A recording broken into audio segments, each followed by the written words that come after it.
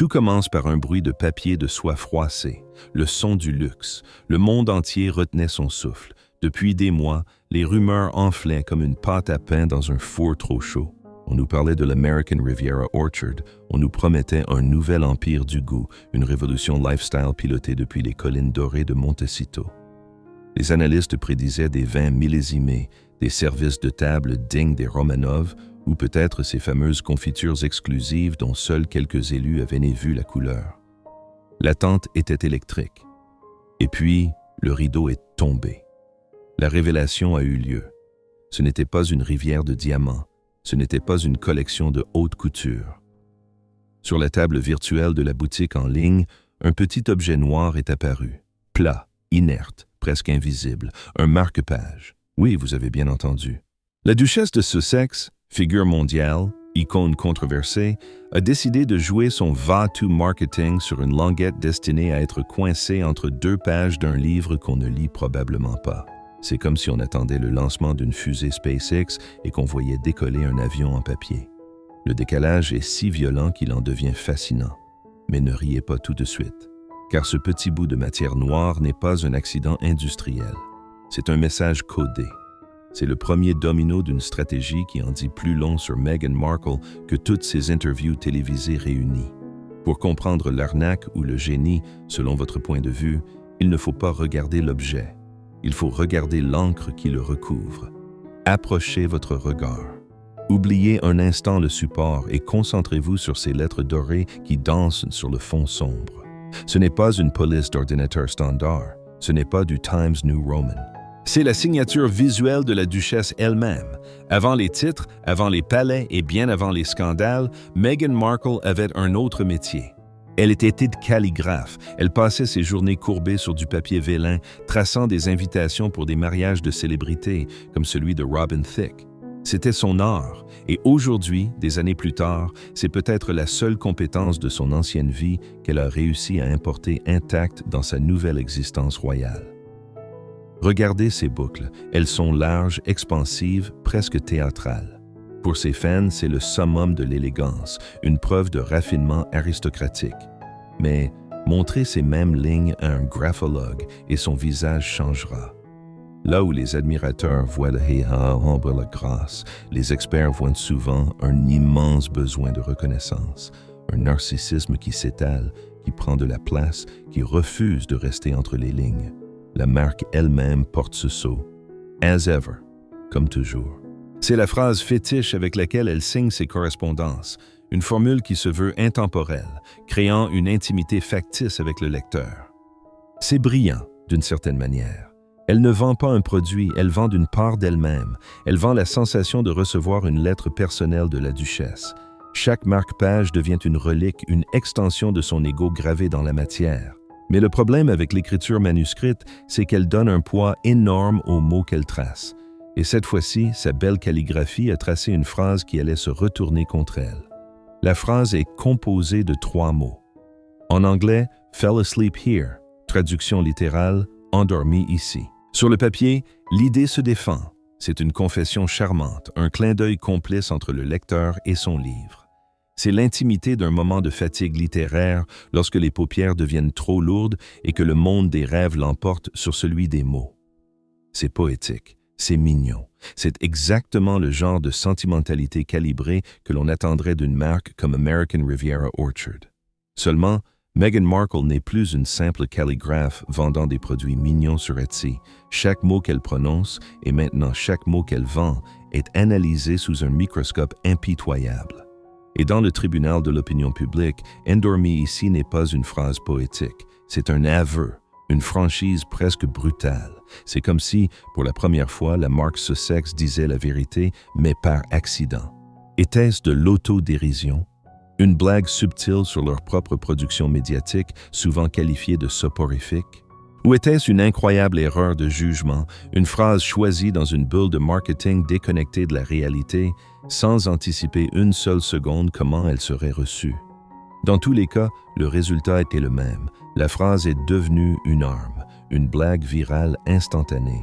Le slogan ne parle plus du lecteur. Il parle des Sussex eux-mêmes. Il évoque le sentiment exact que beaucoup de gens ont ressenti en consommant leurs produits. La question n'est plus de savoir si la phrase est drôle. La question est, dans quel livre ce marque-page trouverait-il sa place la plus parfaite?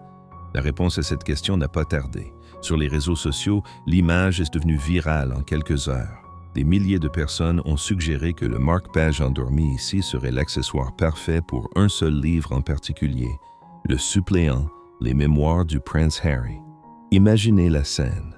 Un lecteur courageux, arrivé au chapitre détaillé sur le pénis gelé du prince lors d'une expédition polaire. Les paupières s'alourdissent, la concentration s'effrite, le sommeil gagne. Et voilà, le marque-page trouve sa place naturelle. C'est cruel, mais c'est une image puissante. Et ce n'est pas tout. D'autres ont immédiatement pensé au podcast Archetype de Meghan, le projet à plusieurs millions de dollars avec Spotify qui s'est terminé si abruptement. Les critiques parlaient de conversations superficielles et d'un ton professoral qui endormait plus qu'il n'inspirait. Un haut dirigeant de Spotify a même qualifié les Sussex d'escrocs. On peut imaginer que même au sein de l'entreprise, certains employés auraient volontiers glissé ce marque-page entre leurs notes de réunion. Qu'il s'agisse d'une gaffe colossale ou d'une tentative ratée d'auto-ironie, le résultat est le même. Un effet boomerang spectaculaire. Elle pensait faire de l'esprit, elle a offert une arme à ses critiques. Le produit, censé être un symbole de raffinement, est devenu un mème, une blague aux dépens de ses créateurs. Mais l'ironie ne s'arrête pas à l'encre. Si on gratte un peu le vernis doré des lettres, si on cesse de lire pour commencer à toucher, on découvre que sous la surface se cache une tromperie encore plus fondamentale. Une tromperie non pas sur les mots, mais sur la matière elle-même. Dans le monde du luxe, le langage est tout. Chaque mot est pesé, chaque adjectif est choisi pour évoquer un monde d'opulence et d'exclusivité. Et sur la page de vente du marque-page, le marketing était à son apogée. Dans un paragraphe, on nous parle de cuir noir de luxe. L'expression claque. Elle évoque l'odeur d'une voiture neuve, le toucher d'un sac à main italien, le poids rassurant de la qualité. Cuir de luxe. Ces trois mots justifient à eux seuls un prix élevé et un statut d'objet désirable. Mais si vous continuez à lire quelques lignes plus bas, dans la description des matériaux, un autre terme apparaît. Un terme plus moderne, plus politiquement correct. On nous dit que le marque-page est fabriqué en éco-cuir, et c'est là que le piège se referme. Pour le consommateur non averti, éco-cuir sonne merveilleusement bien. C'est l'alliance parfaite du luxe et de la conscience écologique. On imagine des peaux de pommes recyclées, des fibres d'ananas, une innovation technologique au service de la planète. On se sent bien, on achète un produit chic et on sauve la Terre en même temps. Sauf que dans 99% des cas, éco-cuir est un euphémisme. C'est un mot inventé par le marketing pour ne pas dire la vérité crue. C'est un nom de scène élégant pour un acteur bas de gamme, le plastique. Le plus souvent, il s'agit de polyuréthane, un dérivé du pétrole, appliqué sur une base de tissu. Appeler du plastique cuir de luxe est un acte de magie sémantique. C'est l'équivalent marketing de piloter un jet privé pour aller recevoir un prix sur l'environnement. C'est une contradiction fondamentale, cousue au cœur même de l'objet. Il prétend être une chose, mais il en est une autre. Et cette dualité ne s'arrête pas là. Il suffit de creuser un peu plus pour comprendre la véritable chimie de cette hypocrisie. Le polyuréthane, ça sonne moins glamour que éco-cuir, n'est-ce pas? C'est un polymère, un plastique. Sa production est énergivore et dépend des combustibles fossiles. Sa décomposition peut prendre des centaines d'années, libérant des microplastiques dans l'environnement. Alors, pourquoi l'utiliser tout en se drapant dans la bannière de l'écologie? Pour deux raisons simples, le coût et l'apparence. Le plastique est infiniment moins cher à produire que le cuir véritable, et il peut être texturé pour imiter parfaitement la peau animale. C'est le triomphe de l'illusion. C'est là que l'hypocrisie atteint son paroxysme. La marque Sussex, incarnée par un couple qui sermonne régulièrement le monde sur le changement climatique depuis leur jet privé et leur manoir de 16 salles de bain, vend un produit à base de pétrole sous une fausse étiquette verte. Imaginez, vous achetez ce marque-page en pensant faire un geste pour la planète, séduit par le préfixe éco. En réalité, vous achetez un petit morceau de l'industrie pétrochimique, emballé dans une jolie boîte avec une signature royale. C'est une dissonance cognitive parfaite. Le message est vert, mais le produit est noir. Noir comme le plastique, noir comme le pétrole brut. Ce n'est plus seulement une question de marketing malhonnête. C'est une question de cohérence. Comment peut-on prétendre vouloir sauver le monde tout en vendant des produits qui contribuent, même modestement, à sa destruction? C'est le grand paradoxe de la célébrité moderne, prêcher la vertu publique tout en pratiquant le vice privé. Et cette confusion des valeurs ne se trouve pas seulement dans la composition chimique de l'objet. Si l'on retourne le marque-page, on trouve une autre inscription, plus petite, plus discrète. Mais elle est peut-être la plus choquante de toutes. La petite inscription est en anglais, discrète, presque timide. Elle dit « Made in UK », fabriqué au Royaume-Uni. Laissez cette information infuser une seconde. La duchesse de Sussex, qui a fui le Royaume-Uni dans un tourbillon d'accusations, décrivant le pays comme un environnement toxique et raciste, harcelé par une presse impitoyable et incomprise par une famille royale glaciale. Cette même duchesse fait fabriquer ses produits dans ce même pays. C'est un retournement de situation digne d'une pièce de théâtre. Après avoir brûlé les ponts avec Londres, elle y retourne discrètement par la porte de service, celle des fournisseurs. Pourquoi? Parce que l'étiquette Made in UK est ironiquement un gage de qualité et de prestige dans le monde du luxe. La California Vibe est excellente pour le marketing, mais pour la production, on fait apparemment plus confiance à l'artisanat britannique. C'est un aveu silencieux. L'aveu que malgré tout le drame et les accusations, la Grande-Bretagne possède encore un savoir-faire, une réputation, que la Californie ne peut pas égaler dans ce domaine. C'est l'hypocrisie ultime, dénigrer publiquement une institution, tout en capitalisant secrètement sur sa réputation. On peut presque imaginer la scène. Des artisans britanniques, peut-être même des sujets de la couronne qu'elle a tant critiqués, coupant et assemblant ces petits morceaux de plastique destinés à être vendus à des fans américains. Ils travaillent dans le pays toxique pour créer un produit de luxe pour celles qui le fuient. Alors, récapitulons. Nous avons un slogan involontairement moqueur, un matériau faussement écologique et une origine de fabrication en contradiction totale avec le récit public de la créatrice. Et pourtant, malgré tout cela, le produit s'est vendu. Instantanément. Pourquoi? Comment est-ce possible? La réponse est simple. Personne n'a acheté un marque-page. Ce jour-là, Meghan Markle n'a pas vendu un objet fonctionnel. Elle a vendu un sentiment, une touche de son aura, un fragment de son monde inaccessible. Les gens n'ont pas payé pour un bout de plastique destiné à marquer la page 247 d'un roman.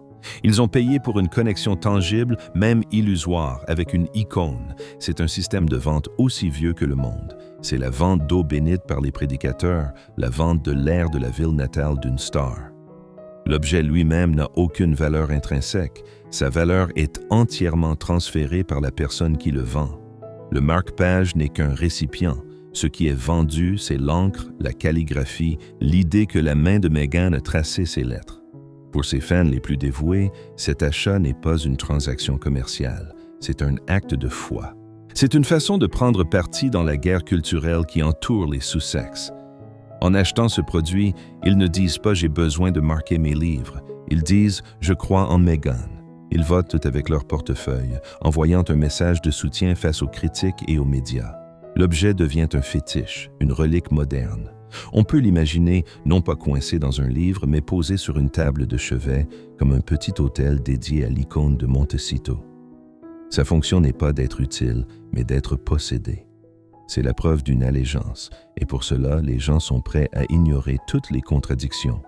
Le plastique devient du cuir, le slogan maladroit devient une private joke, et le Made in UK devient un détail sans importance. Le succès financier est donc total. Meghan a prouvé qu'elle pouvait vendre littéralement n'importe quoi à sa base de fans. Mais pendant que les fidèles célèbrent leur connexion avec leur idole, une autre histoire se déroule en coulisses. Une histoire de chiffres, de marge bénéficiaire et du prix réel de cette croyance. Le prix de vente exact du marque-page est resté discret, mais des objets similaires, même de marques de luxe, dépassent rarement quelques dizaines d'euros. Maintenant, décomposons le coût de production. Le matériau principal, le polyuréthane sur tissu, coûte quelques centimes d'euros par unité lorsqu'il est acheté en gros. La dorure à chaud pour les lettres, quelques centimes de plus. La fabrication au Royaume-Uni ajoute un coût de main-d'œuvre, mais pour un objet si simple, nous parlons de quelques minutes de travail par pièce. Ajoutons l'emballage, le marketing, la logistique. Même avec une estimation très généreuse, le coût de production d'un seul de ces marque-pages ne dépasse probablement pas le prix d'un café à emporter. Pourtant, le prix de vente était sans aucun doute multiplié par 10, 20, peut-être même 50. La différence entre le coût de production et le prix de vente, c'est la marge bénéficiaire. Et dans ce cas, ce n'est pas une marge, c'est un gouffre, c'est le prix que les gens ont payé pour l'autographe, pour la marque, pour l'illusion. Ce silence sur le prix réel est une stratégie en soi. Le luxe ne parle jamais d'argent, il le prend. Pendant que les critiques se moquent du slogan et que les experts en matériaux dénoncent la supercherie de l'éco-cuir, la seule chose qu'on entend à Montecito est probablement le doux son de la caisse enregistreuse. Chaque clic est une validation, chaque vente prouve que la stratégie fonctionne. Cette opération n'était pas un simple lancement de produit, c'était un test.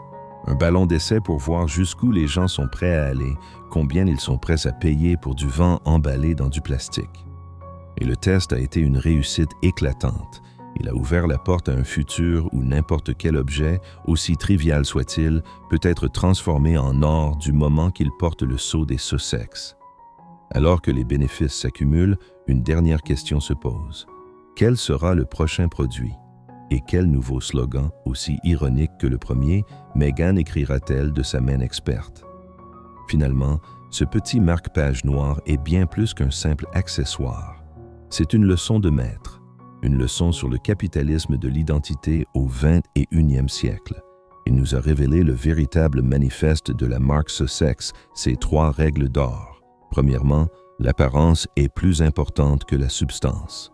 Il vaut mieux vendre du plastique qui ressemble à du cuir que du cuir qui n'a pas la bonne histoire. Deuxièmement, le récit est tout. Une bonne histoire sur l'écologie et le luxe peut effacer la réalité d'un produit pétrolier fabriqué dans un pays que l'on prétend détester. Et troisièmement, la loyauté est une ressource inépuisable. Vos fans n'achètent pas vos produits, ils achètent votre cause. Et pour cela, ils sont prêts à payer n'importe quel prix. Cette affaire n'est pas la fin de l'histoire. C'est le début.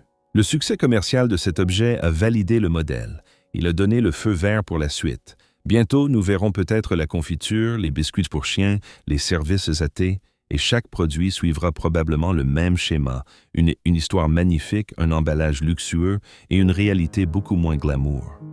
Le slogan « Endormi ici » était une erreur, une gaffe qui a révélé la vérité par accident. Mais pour leur prochain article, peut-être qu'ils n'auront même plus besoin de se cacher derrière la poésie. Le test a été passé avec succès. Ils peuvent maintenant être honnêtes. On imagine déjà Meghan, sa plume de calligraphe glissant sur le prochain objet, traçant en lettres dorées le seul slogan qui compte vraiment, la conclusion logique de toute cette histoire. 3 mots simples, brutaux et terriblement sincères. Dépenser de l'argent ici.